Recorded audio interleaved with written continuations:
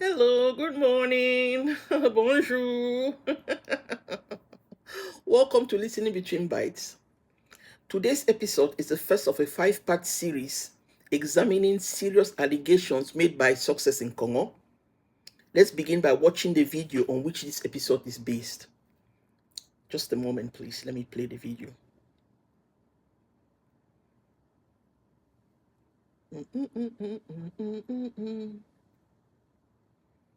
Where are you?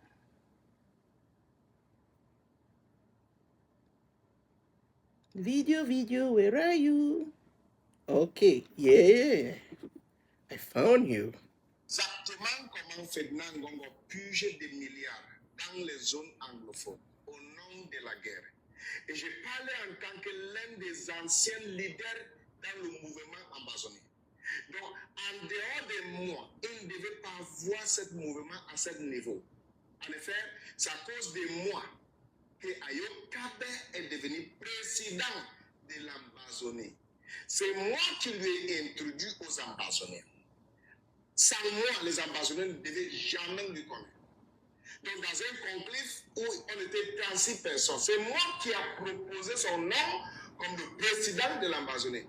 Et j'ai convaincu les gens de l'accepter. Et on l'a accepté. Et puis, j'ai aussi travaillé dans le côté du gouvernement de Camerounais pour que la paix revienne dans les zones anglophones. Donc, je maîtrise cette affaire comme au Nouveau Testament. Je vous explique exactement comme M. Ferdinand Ngongo et puis j'ai des milliards dans les zones anglophones. Premièrement, n'oubliez pas que M.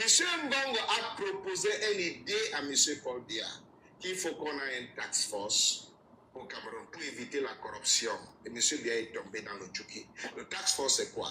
Donc, centraliser les dépenses, centraliser les missions, centraliser les contrats, centraliser tous les développements, centraliser tous les projets. Donc, Ngongo a dit à Paul Biya que tout ce qu'on doit faire, il faut que l'argent, l'autorisation soit dispensée depuis la présidence. Donc, il a trompé Paul Biya que si on fait cela, on va éviter des corruptions. Et Paul Biya est tombé dans ça. Mais sachant pas que tout ça montrait le droit sur lui pour qu'il soit au contrôle de tout au Cameroun. Donc, ce qui concerne la guerre dans le Nozo. Premièrement, Ngongo se rassure que tout ce qui concerne la crise anglophone est sous la tête du BI et la gendarmerie. Le BI qui est contrôlé par Eran Moïse, son homme de main. La gendarmerie qui est contrôlée par Galax et Touga, son homme de main. La police ne se mène pas, l'armée ne se mène pas. Sauf les deux corps qui portent la chose de crise anglophone dans les têtes. Pourquoi? Parce que Ngongo veut contrôler tous les marchés de la zone anglophone pendant ces crises. Premier marché, le marché des armes. Ngongo se rassure que toutes les armes qu'on doit acheter pour cette guerre doivent être achetées par le pays. Sachant que si on débloque 100 milliards, 90 milliards restent dans les poches et seulement 10 milliards, on achète les armes. Et 90 milliards restent dans les poches. Et les armes qu'ils achètent, ils disent aux Amazoniens d'aller tuer les billes pour récupérer certaines de ces armes. Et on en manque des armes, et au fur et à mesure, on continue d'acheter. Et je vous dis quelque chose aujourd'hui. La plupart des armes dans les zones anglophones, achetées par les Amazoniens, sont vendues aux Amazoniens par le billet. Écoutez-moi aujourd'hui. Je jure sur la tombe de ma mère, je jure sur la tête de mes enfants. Est acheté par les Amazoniens chez le pays. C'est ce qui existe. C'est un grand marché qui existe. Le deuxième marché, le deuil national. Le deuil national. Lorsqu'il y a un massacre, on doit prendre le budget pour faire le deuil national. S'il y a 80 millions ou 80 milliards, 50% reste dans les poches et on dit qu'on a fait le deuil national. Et qu'on a fait le deuil national, l'autre la passe. Il organise un autre massacre qui est porté par ses propres milices. On blâme cela aux Amazoniens. Et un autre budget sort maintenant, mission spéciale numéro 3. Mission spéciale. On débloque l'argent pour chercher les assassins. Alors que les assassins, c'est ses propres milices. Par exemple, il y a deux garçons qu'on appelle Innocent, Niba, Edmond. Les deux garçons-ci. On les a arrêtés en 2020 en disant que c'est eux qui ont tué la gardienne de prison Florent Ayafo à Bamenda, à Pigny. Les enfants-ci n'ont jamais, on les a arrêtés à Bonabéry, voilà. Ils n'ont jamais mis pied à Pigny depuis qu'ils sont nés.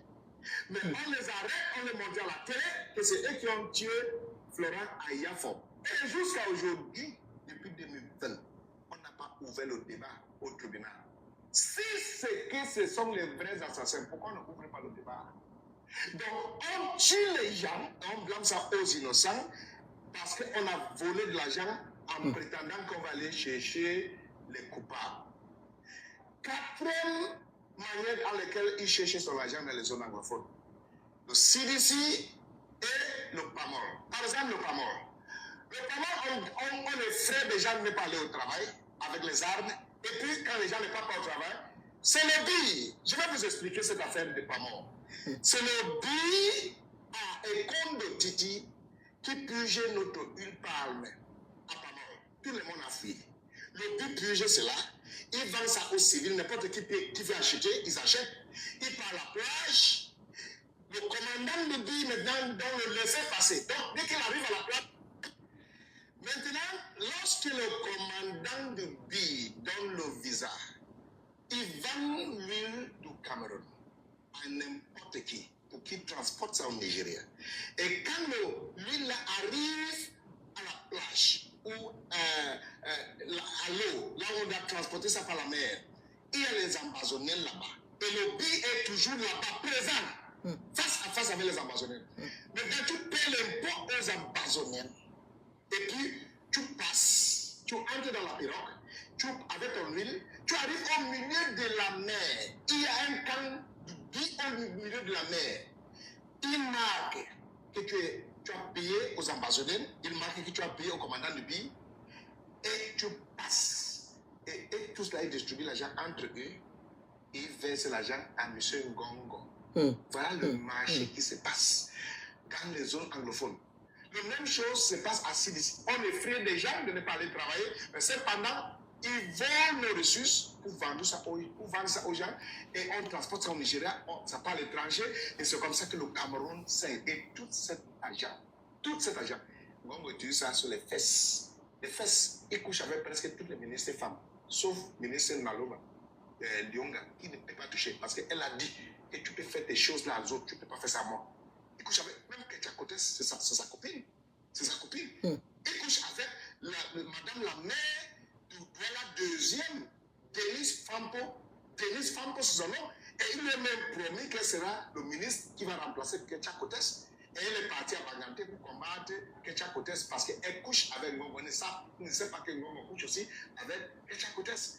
Il détruit tout cet argent. Il a dit à monsieur Ayem Manger que quand il était jeune, il était pauvre. Maintenant qu'il a l'argent, il va.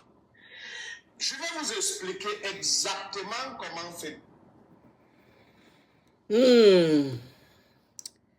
Now, let's listen to my analysis or my reflections. A moment, please.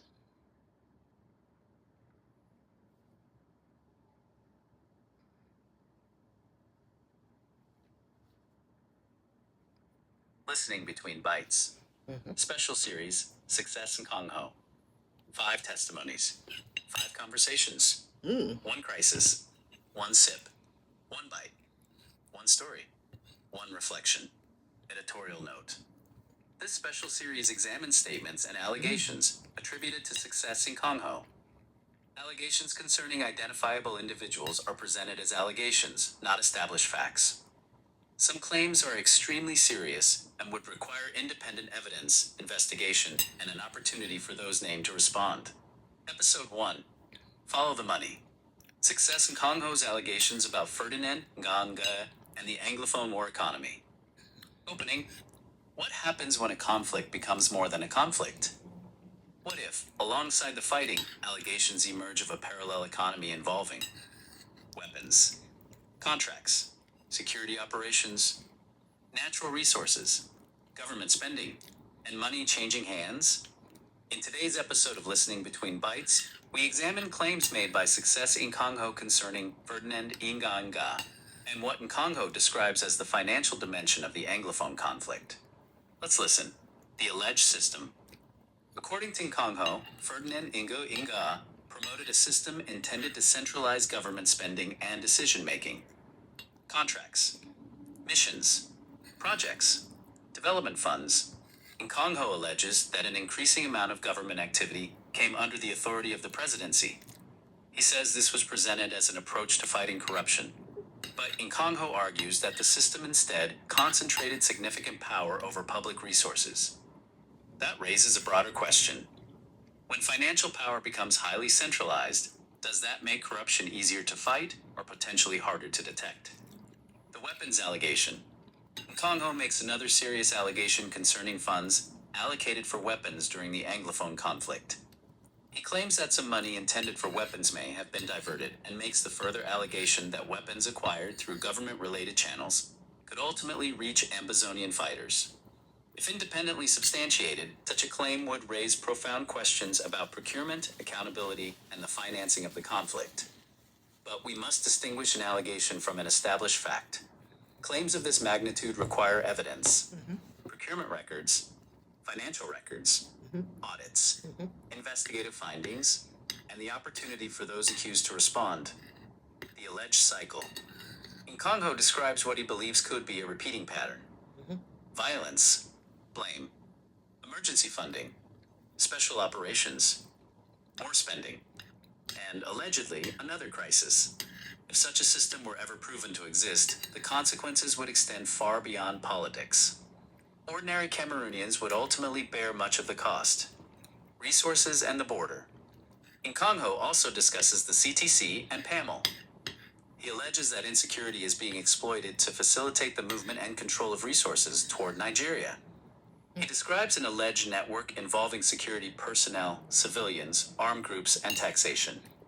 These claims remain allegations and should not be treated as established facts without independent verification. But they raise an important investigative question. Who benefits financially when conflict continues? Because sometimes understanding a conflict requires us to look beyond the battlefield. We have to follow the money. Between the bites? So here is today's reflection. When someone claims that billions of public funds are being lost during a war, what should citizens demand? Not rumors. Not political loyalty. Not social media outrage. Evidence. Contracts. Audits. Procurement records. Financial documentation. Independent investigations. And accountability. Because when public money is spent during a conflict, the public deserves transparency about where that money goes. And when serious allegations are made, those accused deserve a fair opportunity to answer them. One sip, one bite, one story, one reflection. Thank you.